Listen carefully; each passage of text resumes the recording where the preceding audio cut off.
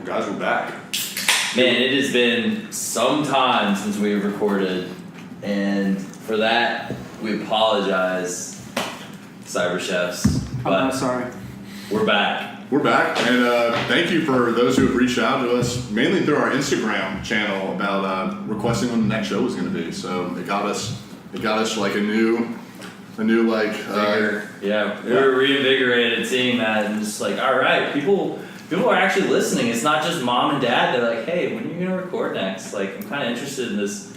I'm kind of interested in Bitcom, like my dad likes to say. Yeah, seriously, we appreciate that. Yeah, Absolutely. So yeah, welcome back, guys. Cyber Chefs. This is the Cooking with Crypto podcast or talk show or whatever we decided we want to end up being in the end. But hey, it's a work in progress. You can find us on cookingwithcrypto.com. We're constantly upgrading the site, making it more user friendly, with some really good information to kind of get you started on learning what Bitcoin is and what some of these other alternate currencies are, and getting you better acquainted with the space that seems to just be growing like crazy. So, Yep. And we're learning with you guys. yeah. We've these past few weeks, while we may not have been active on the show, we have been actively learning, what's been going on in the state of crypto, the new kind of breakthrough technology that's out there, and also just some new and interesting recipes for you guys. Yeah. And with that, Rob, tell us. Get us started with how we always start, which is with the cooking, the chef tip. What did I just eat? It was delicious. It was delicious. Yeah. So we just finished up the meal that that I prepared tonight, and what it is I wanted to kind of take a little bit of a healthy stance. Most of my meals have been fairly healthy in the past, and this one is especially so. And it's actually a salad that I like to prepare. And in all honesty, I tried to find something that was as close to Chick-fil-A's zesty apple cider vinaigrette salad, because I love that nice balance of like sweet, spicy, Salty. Yeah, just a really good balance. And this was kind of what I found that hit all of those things. So what it is the main ingredients. You're going to take a kale base, and then a baby kale spring mix. So those are really going to be your kind of two combinations for the actual base salad. Take the kale. I think we use triple washed kale, so it's already clean. Just take it right out of the bag, throw it in a bowl, throw the baby spinach and 50% baby spinach, 50 spring mix. Mix that up. Get it in a bowl, get it ready. I like to use a massive bowl. You see me A trough. Yeah, basically eat out of like. First thing Rob said was like, "Is this the biggest size your bowls come in?" And I was like, "Yeah, this is like a normal cereal bowl." He's like, "Yeah, I like big bowls." I'll post a pic of the bowls that I like to eat out of. They're literally like a horse feeding trough. Like you could tie the backside of it on the back of my head and it'd be like a feeding bucket for a horse. It's similar to the food boys for my Rottweilers growing up. I just stick my face in, no fork required. Yeah. So baby kale spring mix. Yeah, baby kale spring mix, and then actually a triple washed kale. Then take strawberries and blueberries. Blueberries are easy, just sprinkle them in, handful in the salad. Strawberries cut up into smaller portions. Chop them up nice and easy so they're easy to spear on your fork. Don't have too big a mouthful. Then what I did tonight was I had grilled chicken, and I'll talk about the grilled chicken in a minute. That's going to be kind of the last piece that I talk about. But grilled chicken, and then tonight we tried something new. Normally I would use some sort of oat-based oat cluster or an oat-based or granola. Thank you, or granola clusters with dried fruit, right? So that's always good to kind of give it a little crunch, give it a little fiber in there on top of the kale. But tonight we tried something new with the cinnamon kashi, Yeah. and it was fantastic. Nice. On this thing. Yeah, that was Spencer's change to the salad, and it worked perfectly. Yeah, it was basically out of need. I mean, Yeah. I had no granola, and there was sad faces all around. And I was like, but I do have kashi. And that was my first time having kashi, and I enjoyed it thoroughly. When improvisation goes right. Yep. And then the actual salad mix was Dressing. the actual dressing was Mary's raspberry vinaigrette, and it's a non-GMO oil-based vinaigrette, really good for you, very clean, not a whole lot of fat, not a whole lot of sugar, and just a little bit on top of all that goes really well. So the chicken itself, and I'll put this recipe up. Chicken I marinated overnight. I took salt, pepper, a couple cloves of garlic, chopped them up, put them in a bag, olive oil, balsamic vinaigrette, a lot of balsamic vinaigrette, and just threw the chicken in there, mixed it up in a Ziploc bag, zipped it airtight, sealed, threw it in the refrigerator for somewhere between like 14 and 48 hours. You can marinate it for a couple days if you want. It's like an overnight marinade. Yeah, it's an overnight marinade. Throw it on the grill, cook it up, char the edges a little bit, get that nice scoring on the grill marks, and you're good to go. Chop that up, throw it on the salad, and it turned out really well. It's fantastic. The nice thing about that too is how quickly that sounds really involved, but it's really just a lot of ingredients that you can mix together while the chicken's on the grill.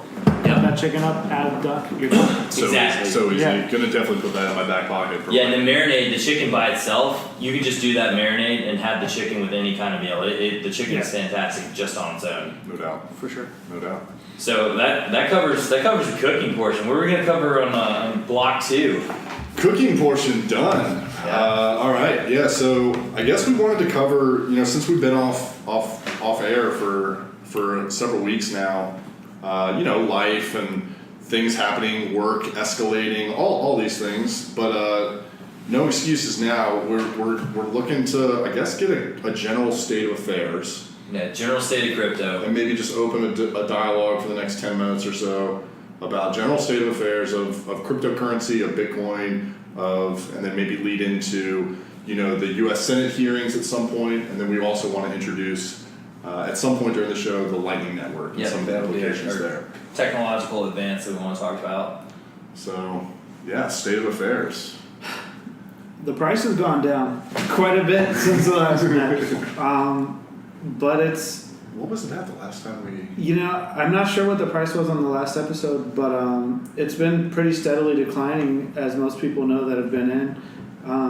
Really doesn't worry me at all. I think that it's mostly related to the Wall Street futures hype wearing off more than anything, and then a lot of new entrants, not just to crypto, but to investing, really getting scared off at the first sign of any trouble, which is kind of a perpetual cycle that just continually shakes more and more weak hands, as they call them, out, which is not disrespectful, but it's exactly what new investors are to seasoned investors. They're weak hands. Yeah, they're immune to these kinds of shifts in the market, and they take advantage of them. It's kind of why you keep hearing around the space, you'll see this HODL, this HODL concept, and that's people who have been around for a while, who have seen dips of 70-80% before in this space, several years back. They're all saying, hey, just hold through the dip cycle. Like it happens, it's a part of its nature. That is the antidote to the sell-off for sure, and it stops it. But there's that problem combined with a lot of people not only fear in the marketplace, but also that want to trade, a lot of greed going on, people that want more Bitcoin, myself included, wanting to sell it off and let everyone else sell and buy back lower. And that becomes like a compounding effect across the whole market that I don't think has anything to do with the technology. It has really more to do with the immaturity of the market. And as it gets bigger and bigger, that volatility will go down. Yeah, so so I think the last time we recorded, it was in January, I believe. Okay. Early January. So we had just really taken the immediate brunt of our kind of downtrend and bearish market. So we peaked in December 18th, 19th. Yeah. Right under It was 20,000? right at 1980. the week of December 11th. So Talking Bitcoin, but also market cap of all cryptocurrencies. It was like almost $800 billion. that's true. Yeah. At the time. Yeah, that's right. It was closing in on $1 trillion. It seemed like we were definitely going to hit that, and Bitcoin just drastically dropped that following week. It ended up going from just a hair under $20,000 of Bitcoin, all the way down that very next week to a low of 10,400. So a 50% drop in 1 week. Well, over the course of 2 weeks, right, from start to finish. So from there, we've entered into a bear market for the last several weeks, and we've gone from that peak of crypto all the way down to the bottom. So the bottom of the market, at least for Bitcoin, was went from 20,000 all the way down to $5,873. Wow. Like about 75%. So, right? So yeah, I mean, you have this contingency of hodlers, which have held through a lot of ups and downs. And what's funny is, I mean, look back at this again. We're all new to this game, but when you actually look back historically, this has happened the past several years in this same general time frame. Mm-hmm. November, December seem to be peak months, almost peaking in the year. Sometimes it peaks earlier in the year, quite a few years earlier. But then January, February, January especially is a down month historically. Yeah. And you try to relate it to something, whether it's there's so many theories out there. Chinese New Year's, one of the theories, or it's sell off to pay the tax bill for the previous year. But Mm-hmm. I don't know if any of that's true. I think it may be, but it could be a combination of all those things. But it obviously is something that, as kind of beginners in this game, it wasn't something that we had looked far enough back in to realize the trend was there. No one mentioned in December. That's true. No, except for Tone. Tone Mays. Shout out to Tone Mays. We're at the freaking peak of this thing, and Tone is like, guys, like, this is great and all, but I really I'm really hesitant to be bullish here. Like, I think we may turn bearish in the next week or so, and we could be looking at a drop all the way down. And he was calling 75 as the bottom. He called 75 as the bottom at 20 grand. We were at the top. He was calling for and 75. we bottomed hard at 75. It Yeah. fell a little lower a few days later, but you made a good move if you bought on that call. Yeah, you did. Yeah.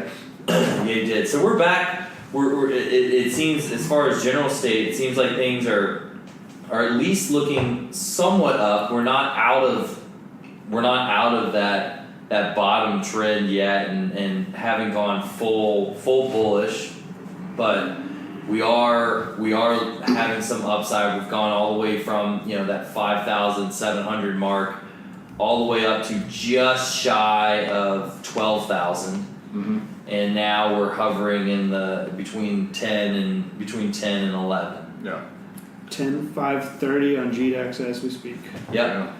So the market is at least trending up from what seems to have been the bottom. The question though is, we need to sustain this for at least another week or two to really turn things back bullish again in the market. If we don't, we could be looking for a drop even lower, and some of the numbers we've heard have been as low as $1,300, $2,000. $2,000. That's thrown out there. Scary to think about. Yeah. But at the same time, this price action, as we're really in a price discovery phase, as they call it, Mm-hmm.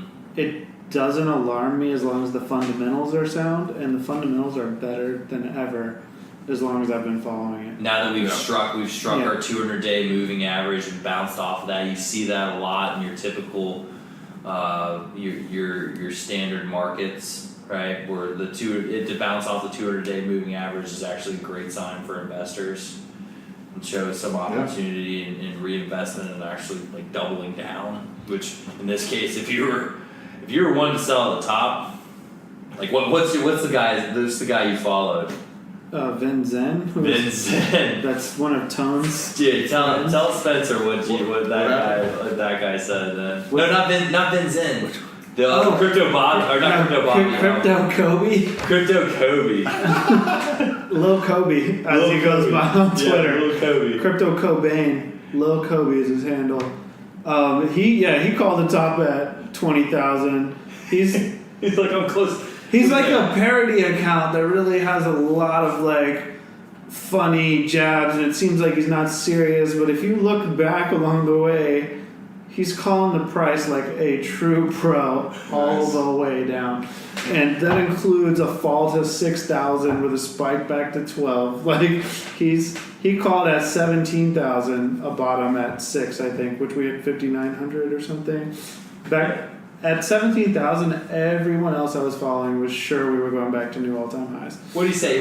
He said like, all right, I got like rappers in the club that are saying like the tweet that cracked me up at 20,000. It was DJs in the club shouting out Bitcoin, KFC with their Bitcoin bucket, and Ripple market cap coming to number 2. He's like, I'm close to calling a top on this motherfucker. That was it. And that's exactly what happened. Like, he was exactly right. And that's a good thing to look for, and something I will definitely be more aware of going forward.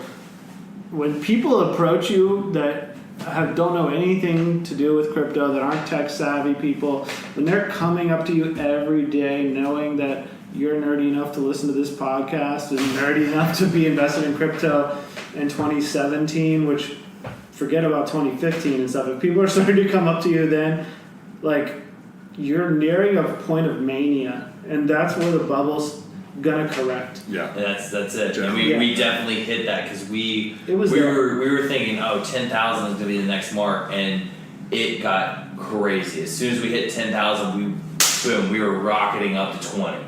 Yeah, I can't tell you how many people I've never spoken to at work came up to me, hey Marshall, how do you buy Ripple? Things like that. Wow. And it didn't even mean anything to me at the time, but in hindsight, that's something to look out for. Like when the public, and eventually it will reach full penetration into the market, but when you really see like a huge influx of people, those are the kind of people that are susceptible to getting dumped on, as they call it, which is what can cause these kinds of price runs where as soon as it goes down, they exit. That's true. Because they don't know about the technology. Yeah. But we're all three in it for the technology, I think, which is, the more I learn about it, the more sound it is. Yes. Yeah.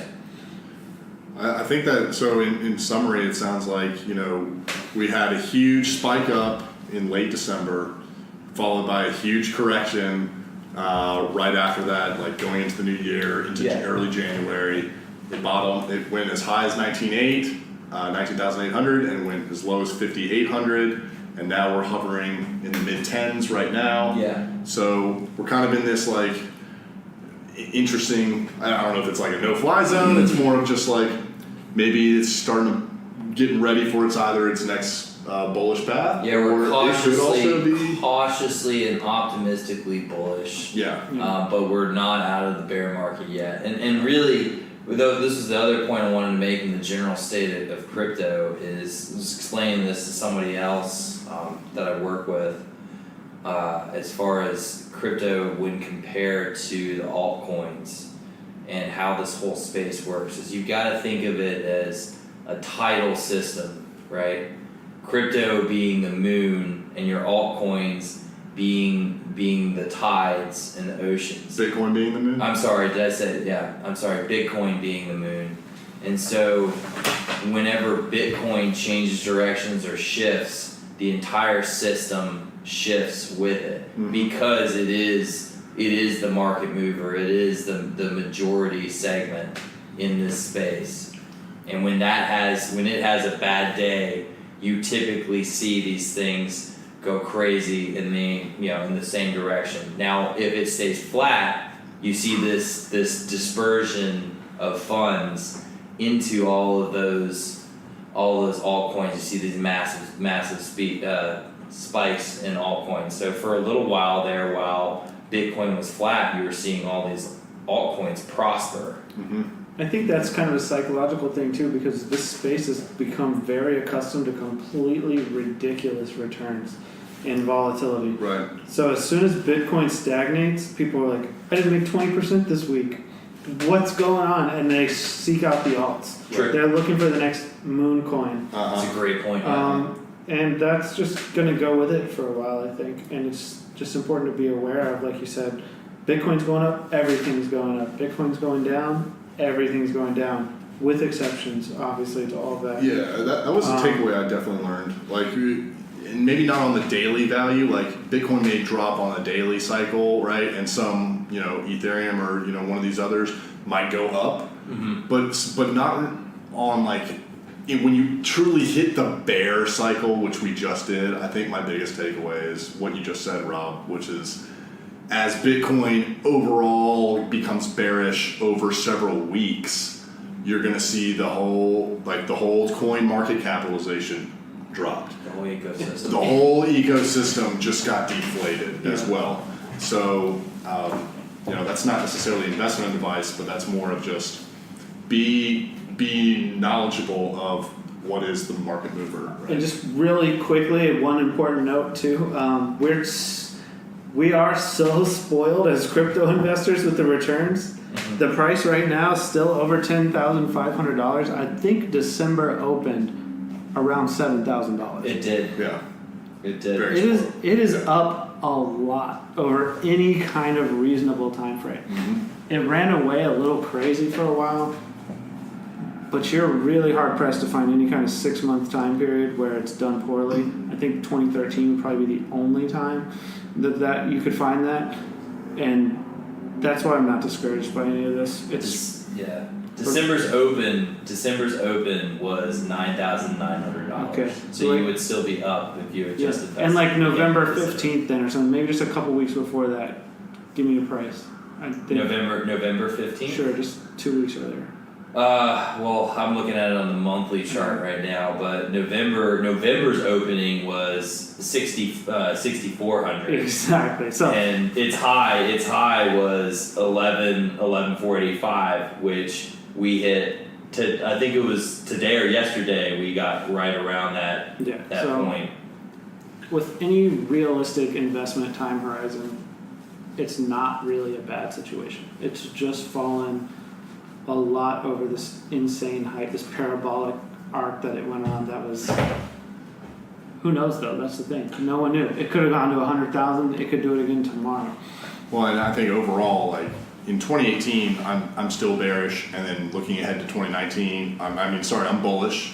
2019, I'm bullish. 2020, I'm bullish, and a lot of that is, and this is kind of transitioning into our next phase of the episode, where I'm bullish because it seems like the U.S. government, based on that Senate hearing, kind of has taken an approach that seems like it would be beneficial to hold cryptocurrency. I don't know. Maybe you can. Let's talk about that. So let's move into our next segment. And that is the next topic we want to talk about. The SEC held a hearing. What day was that, Marshall? Do you remember? Oh, it was. I can 13th or the 14th? No, there was this a second statement put out on the 14th. It was about 2 weeks earlier, maybe the 3rd of February, right around then. But it was the SEC, the Securities and Exchange Commission, and the CFTC, the Commodities Futures Trading Commission, I believe. Mm-hmm. The two chairs, they came and testified before Congress to discuss cryptocurrencies. And I watched the whole thing live. I was stunned by how positive it was for crypto investors. I was really worried that they would really take like a kind of an uninformed position on the subject, but really they seemed very informed. They seemed in tune with the culture, which, as ridiculous as it is in 2018, it's a Twitter culture. It's a meme Yeah, and they were culture. throwing out HODL. HODL is in the official Senate record.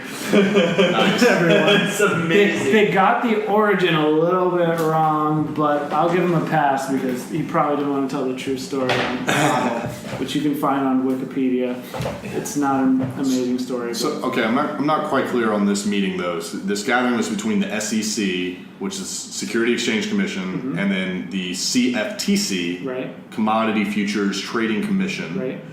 And those two parties met with the U.S. Senate. Yeah, the two chairs, so like the presidents essentially. Okay.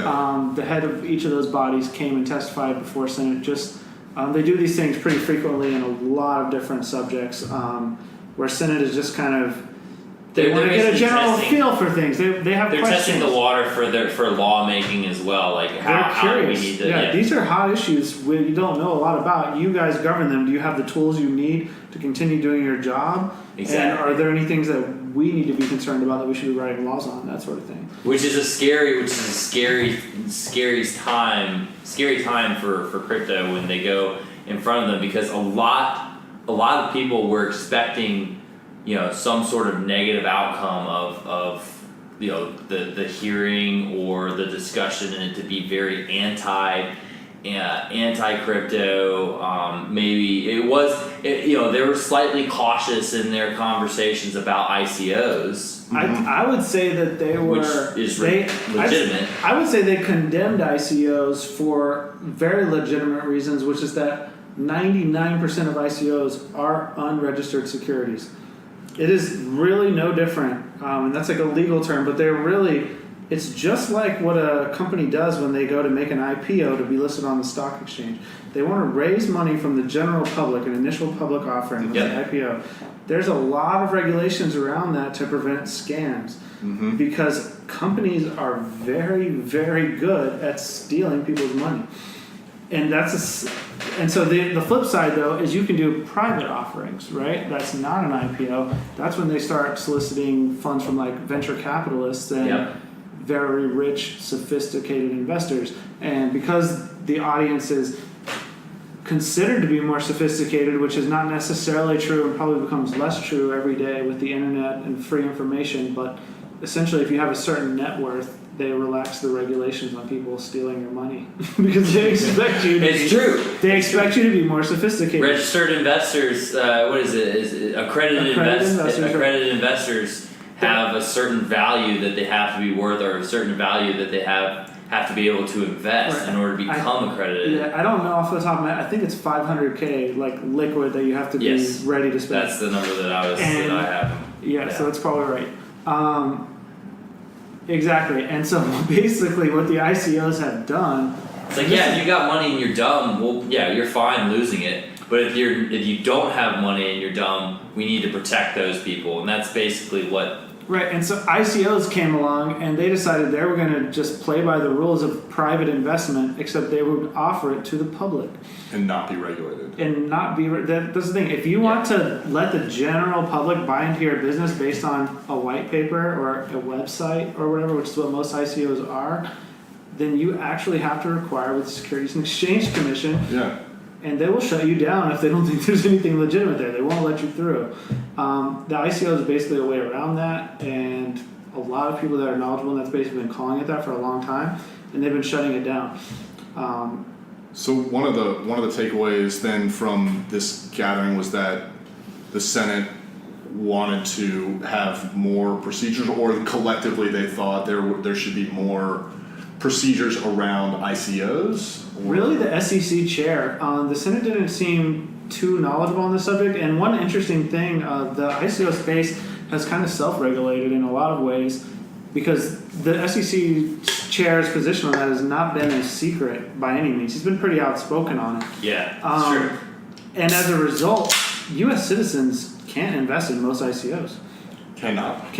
The ICOs do not accept U.S. investors in most cases now. So most of the ICOs set up outside of the U.S. then. Right, because they're afraid of the SEC, and they should be because they're unregistered securities. And then most of their funding for an ICO is generally done through other cryptocurrency, like putting. Yeah, it's mainly through the Ethereum platform. Yeah. Most ICOs are generated through the Ethereum platform, which is what almost it was built 100%, on. right? With Yeah, exactly. ERC20 tokens. Exactly. Which in itself was an unregulated ICO from inception. Yep. Which Correct.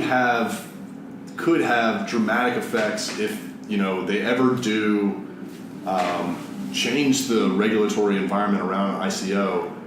They could potentially go after Ethereum, and it's hard to say, right? It seems like it's kind of gotten out of control at this point, and I figured they will probably only target new ones from this point, but I don't know. The Senate kind of asked the SEC chair, like, if you're so adamant that this is, they were like, are you saying this is illegal? He was like, yes. They're like, then what are you doing about it? He's like, I've been screaming it's illegal since day one, but I'm not the police. Yeah. He was like, he literally said, the people that are charged with enforcing the law are not doing their jobs. That's what he said. And I tend to agree with him. Yeah, so we're kind of harping on like the negative side of that hearing, right? Because that's the thing, they only focus on that negatively.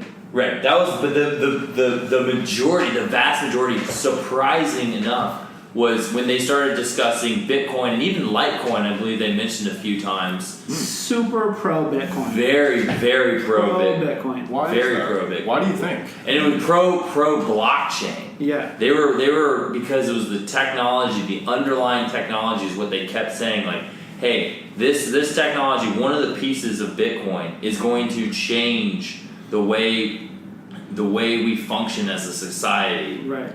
Yeah. He mentioned it could have revolutionized the way that they govern. He mentioned if there was if Bitcoin existed and they had somehow incorporated all of the, for lack of all the fuckery that was going on in the 2007 and 8 with all how over leveraged all of the banks were and that sort of thing.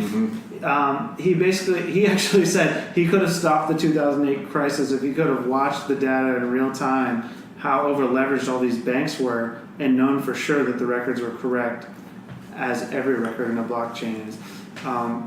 As far as why he was so bullish, I think it sounds like, luckily for the American public and potentially the world, he has young children that are around this age. Bingo. Not young, but around our age, like millennial children that are interested in Bitcoin.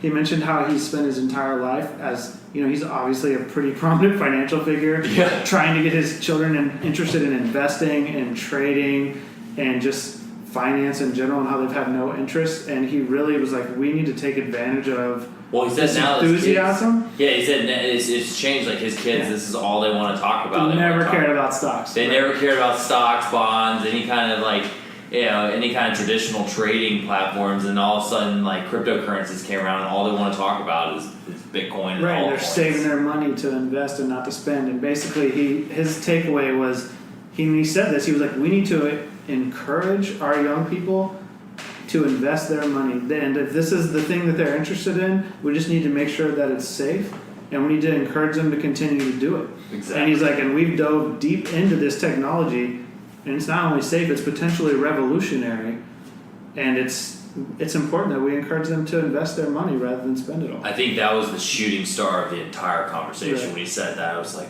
man, all right, like, holy shit, this guy, he gets it. I loved his approach. I loved his angle. It was well stated. And not to mention, like, if you have a child, 10-year-old, 15-year-old, 20-year-old, and they've been transacting on Bitcoin, let's say, for most of their adolescence, and then you introduce them to a big boy bank account or a big girl bank account, when they're 18 or 21, and then they realize the limitations that modern banking has on the ability to transfer funds, and they have this concept already of kind of, if you hold your own keys, you are your own bank type thing. And what do you mean I can't go peer-to-peer, like, transacting easily? I've been doing it with my friends for the last 3, 4, or 5 years. And man, that changes the whole landscape. These kids are born on the web. They're born understanding technology at a deeper level than all of us were, or are, or able to, because we weren't quite born into it. We transitioned with it, as 30-year-olds. We transitioned with it, and we're adopting it at an early age. I had the internet when I was 8, right? Yeah. It was slow and it was modem driven. Oh yeah, dial up. It was dial up and all the funny stories and the weird sounds. But these kids were born with iPhones in their hands. So, my nieces and nephews asked me. They asked me, hey, why isn't the Wi-Fi working before at that age when I didn't even know my ABCs? Yeah. And they're asking like, hey, do you have the Wi-Fi password? I'm like, you can't even. Yeah. It's like, Daddy, they're 10 years old. It's about the same time I had internet. I like my ABCs. Did you change the static IP address again, Dad? Because I didn't get a new IP address when you renewed the GCP lease. Blah blah blah. It's like, all right, tell me what letter comes out after C, and I'll give you the password to the Wi-Fi. I'm just making a connection in my head right now, so you guys poke holes in this metaphor if it's weak. But in a way, it seems like Bitcoin is to banks as like the internet was to libraries for us growing up. Yeah. We're just old enough to remember. Yeah. Libraries is where you went for information. Yeah. Period. There was no internet. You had to look. I actually remember card catalog systems. Yeah. That's real OG. I barely scraped before that. there were I even hated computers. reading, Yeah, so just it's been a barely long like time. elementary. Before there were computers to look up the books you wanted. And to that point, like internet replaced libraries, but it also replaced lots of other things, right? Right, and libraries still exist because they have a function, and banks will still exist because, Yep. I mean, you're going to need to borrow money from them. In the internet. But you won't need to transact money through them necessarily, and you're going to have certain expectations on them, just like you do with the library now, because the internet changed your total expectation on receiving information. I think you're going to see credit card companies today with these big powerhouse credit card companies start to adopt more of a network technology approach and how do they run their own mining nodes and things like that. I don't see another way for them to really compete with the actual transaction game. Well, Sure, they're going to continue doing business as usual and support what they currently support, but then they're also going to have to figure out a way to get innovative. I feel like debit cards will be heard a lot more than credit cards because the beautiful thing about credit cards is they let you spend money you don't have. Yeah, that's true. You can't spend Bitcoin you don't have. Not yet. Yeah. Until someone's willing to lend it to you at a ridiculous interest rate and lend you. Yeah, could you imagine what that interest rate would have to be with the fluctuations of Bitcoin? It's not feasible. But even then, You just measure it in Bitcoin. Even then, you won't be able to necessarily overextend. I would think because it's still math. At the end of the day, it's not. You will spend some of those Bitcoins. I'm gonna redirect us to our next topic before Yeah. we go Before down we that go rabbit That's a hole, whole 'cause that's different a thing. whole nother rabbit Yeah. hole right there. Yeah, it is.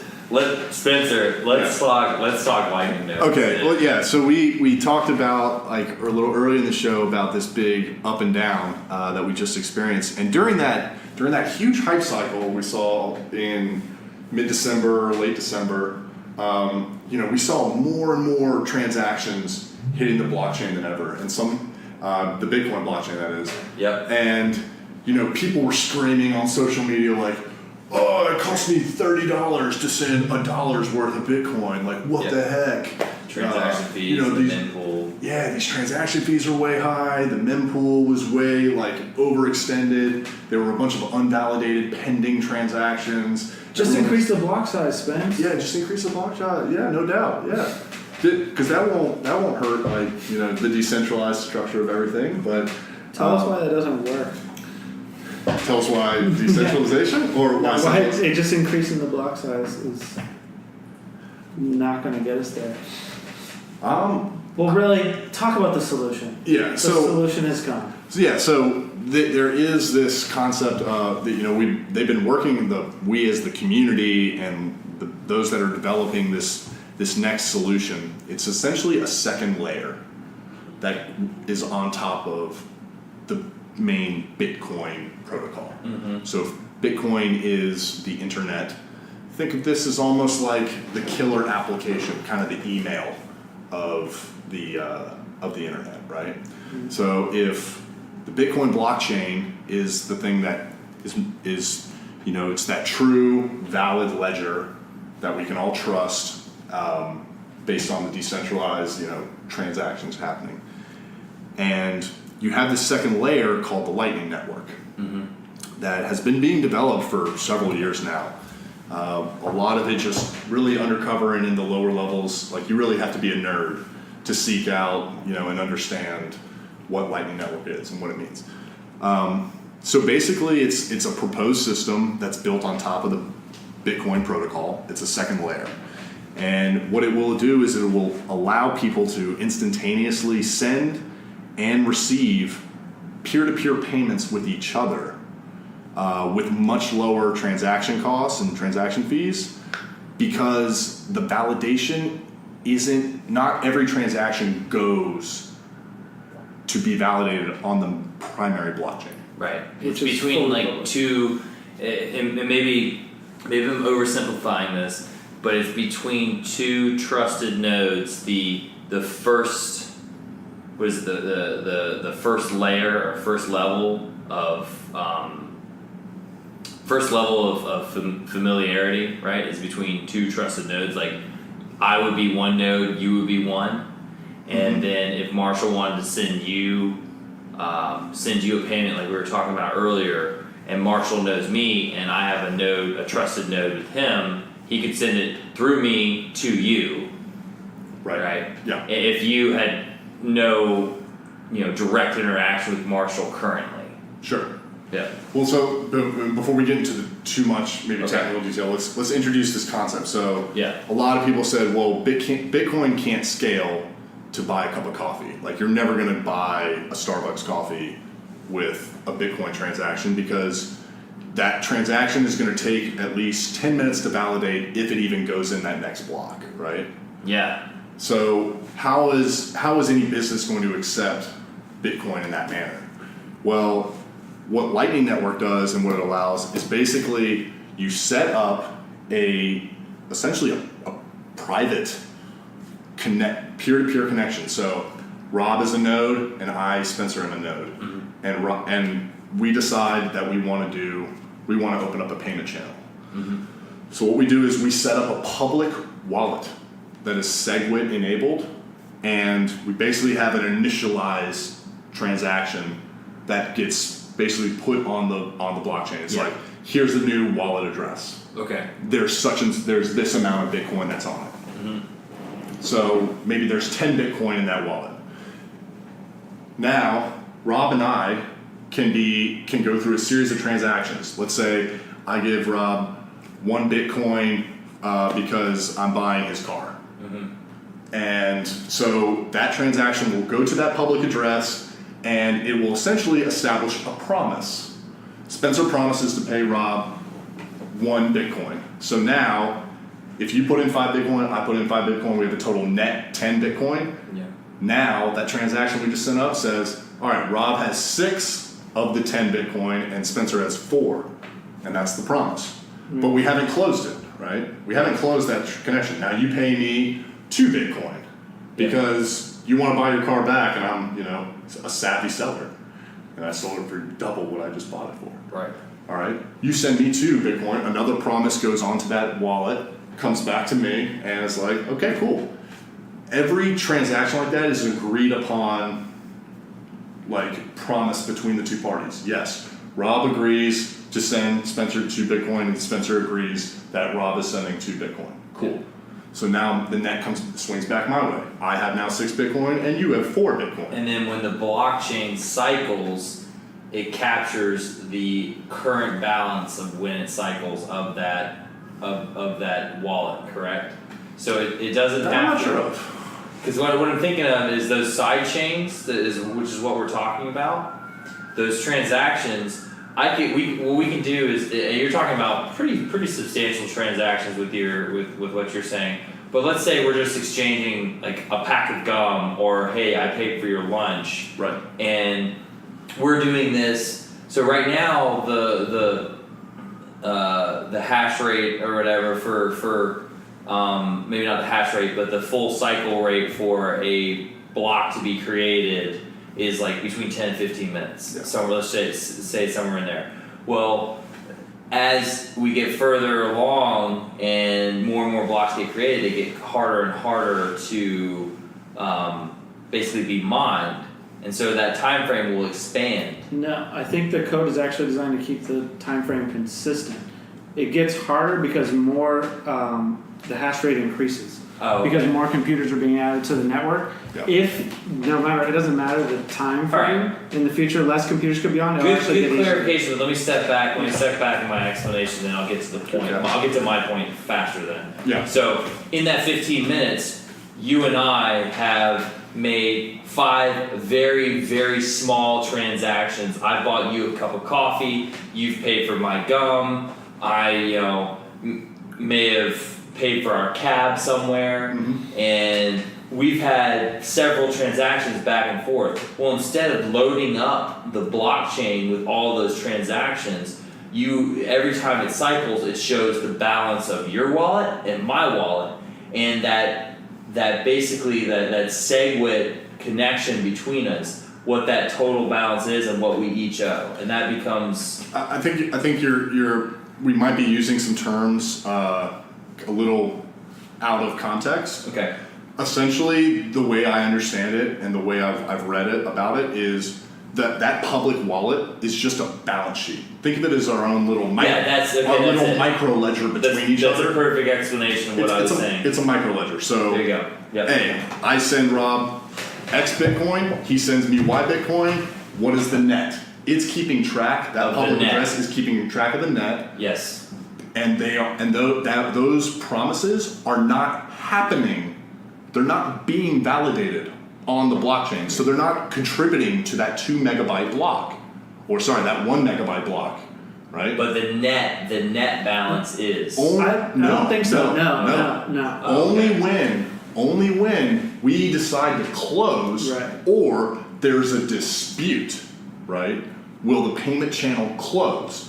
As soon as the payment channel closes, the net gets distributed. Rob gets 4, Spencer gets 6. That's the net that we had 10 in there. And that gets locked in. And then that gets settled on the block. Oh, okay. And very good clarification. The best little simplistic way to explain it that I've heard is that on the Bitcoin blockchain, every single transaction is known to every single party. It's completely public. But It's on a widely Lightning, published.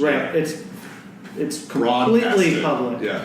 And that's why it works. But on a Lightning network, it works on a need-to-know basis, which adds a second level of privacy as well, which has been a big criticism of Bitcoin, or at least considered a limitation. But those who knew the Lightning network was coming knew that this is a totally it's a solution to the privacy issue in a lot of ways, because we can transact all day long in a way that as soon as you receive your payment, you know it is irrevocable. I can't get that money back. And so you can rest assured that you received your payment, but the world doesn't need to know I made that payment. So okay, can I jump in and go a little deeper? Uh-huh. Now that I think we've established Go this. deep. Now that we've established that, all right. Let's extract this a little bit even further. All right. So before, our last example was Spencer and Rob set up a payment channel. Yeah. Right. But then let's bring in Marshall into the picture. Now Spencer wants to transact with Marshall. But Spencer, doesn't necessarily have to set up a direct peer-to-peer connection with Marshall. He doesn't like me. Because it's on the network, right? I can because Rob, who's a really back to your point earlier, Rob, you're kind of this trusted node who kind of interacts with a lot of other nodes, right? Mm-hmm. If Marshall is one of those nodes that you interact with, and I want to pay Marshall, my payment I don't necessarily have to directly connect with him. I could go through you, send the payment, it will then flow through you. You have no idea who is sending this payment, how much it's being sent, or anything about it. All you know is I'm incentivized as a Lightning node to unwrap the package, and immediately send it to the next destination address. And then you can close that connection immediately after if you wanted, or he never had a connection. Well, so then you have these chain of promises now. So we mentioned that balance, right? Uh-huh. So we have a balance sheet between Rob and I, 4 and 6, 5 and 5. We're going back and forth. Those are all just promises of payment, right? They're not truly written on the blockchain until the payment channel closes. Well, if you could keep a payment channel open seemingly forever. It could be a day, it could be a minute, it could be hours, it could be weeks, it could be months, years. I mean, you could set up payment channels all the time, and you never necessarily have to close them. So what that's going to allow is, as more and more nodes populate the Lightning Network, the more and more nodes that will all be connected to one another. And then payments can then happen as a chain of promises across a network that don't have any visibility on the blockchain. And then as payment channels close, balances get adjusted all by a court, all in a trustless way, because it's just math. It's just decimals, and computers are really good at dealing with that. So I have to poke a hole in it just a little bit, Sure. because and it may just be because we're kind of learning this, but if it is not substantiated and basically recorded on the blockchain, and I leave a node open indefinitely and a payment channel open indefinitely, when will that be recorded? It will only be the payment channel will close if the amount being asked to give if the node can't satisfy the requirements of what it's being asked, the payee will find a different node. It'll automatically behind the scenes find a different node to find its. And then that payment channel becomes closed, and that goes on the blockchain? As payment channels close, they may close all the time, they may never close, but as they do, they will settle. And once they settle, it settles to their end parties. But when I say it settles, it's always been settled, because the promises are keeping track of one another. Yeah. That's all written. The side chain is just as reliable as the main chain. It just doesn't have all the proof of work behind it, right? In a certain sense. Yeah. So and it's important to note you have to load your funds onto the Lightning Network. So they had to come off the main. That was option. my next question. So you have to load up your Lightning node with however much money you plan to spend on it. And if you don't, And you can't get it on or off without settling that to the main amount. That blockchain. amount is basically your accreditation. You become your own. Instead of your own bank, you become your own loan officer or your own loan institution. And essentially, that promise is if you sent me 5 Bitcoin, but I only had 4 on my Lightning Network, it would be rejected by me and it would have to reroute. Our channel would then be closed according to what you're saying, right? Mm-hmm. And then it would go on whatever minor transactions we did. That final balance would go on the blockchain ledger. Right. When a channel closes, all the promises resolve. From the way I understand it, the promises all resolve, and then business is conducted as usual. Awesome. And an important thing, since you're an engineer, Rob, this probably makes perfect sense to you. The reason they call it the Lightning Network, I think, is because the transactions always find the most efficient route between any two parties. We're using a very simplified example with 3 people. You could be 1,000 people removed, but if you have one person in common, which could be a major retailer or something like an Amazon, the Lightning Network is going to automatically find the path of least resistance to that person in the most efficient way, just like electricity finds a ground. Well, Right? just like nodes, packets find it on the internet. Right, it works just like that. Nobody cares about how the internet transfers packets. Nobody gives a shit. I know I don't. Well, I do a little bit because I'm a web I engineer. have no idea how the internet works. Right, exactly. It's magic. But you trust the fact that it is what it is, right? And Right. when you send an email, you trust that email gets to its said party, right? To its said email address. Right, and it's however many nodes it has to jump to, it will find the path that it needs to take. right, and it finds an efficient Instantaneously. path, right, Yeah. for the math. Yeah. This works the same way. Yeah, this is exactly the same way. This is why it's very synonymous to the internet in a bunch of different nodes on standing up the internet. If you take all the nodes off the internet, you don't have an internet anymore. There's right? a perfect analogy to this, and I'm trying to remember what it's called, but it's basically you have first order. You know somebody on a first order basis. Then when you know somebody through somebody. It's a second order, then a third order, fourth order, and I think It's like degrees of separation. that's I always think of that, was it degrees of separation. 6 degrees of Kevin Bacon or something? What was it? Yeah.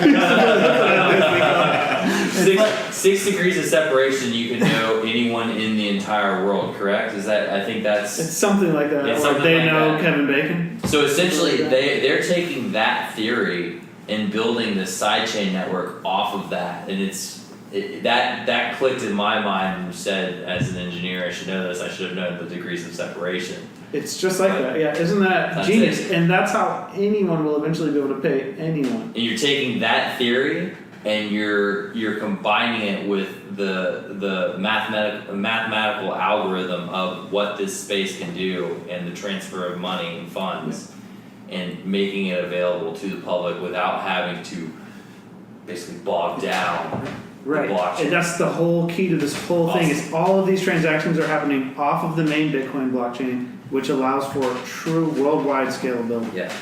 So let's Wrap it up. Yeah. Let's put a bow on this and Yeah. give you some takeaways that I wrote down from the Lightning Network. So basically, the Lightning Network will use a series of payment channels which allows users to transact with each other directly rather than broadcasting all of their business to the public blockchain. So we mentioned that.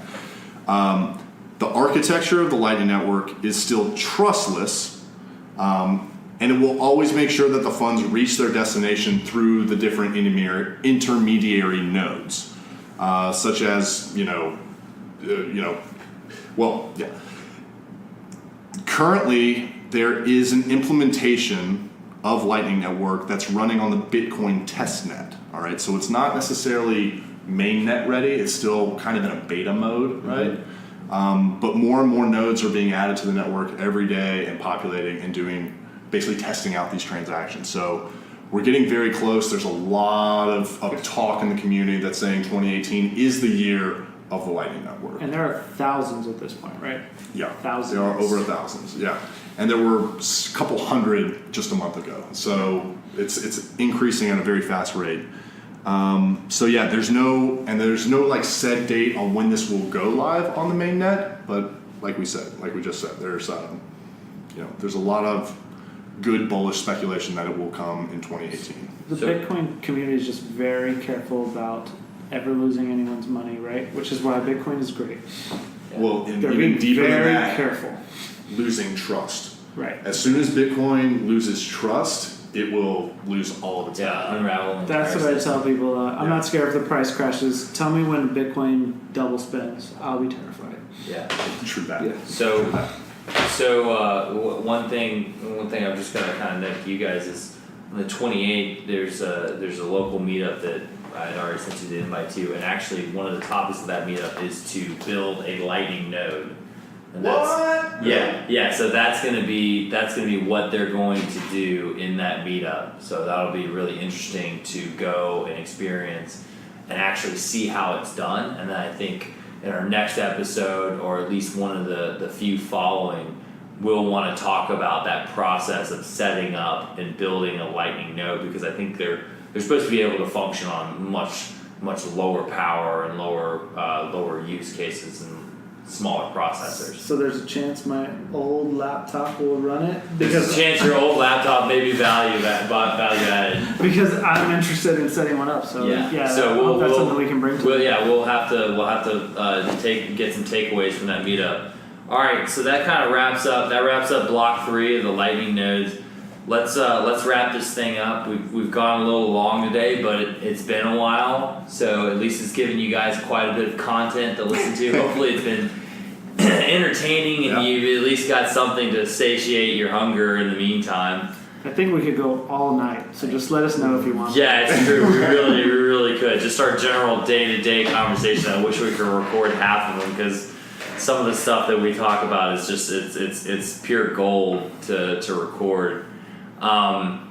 So the last piece is going to be our life hack. Always our life hack for block 5. So the life hack today it's kind of going to go full spectrum and circle back around to the cooking aspect, and it comes down to it's a simple concept, and most people have heard it, but your safest knife in the kitchen is always going to be your sharpest knife.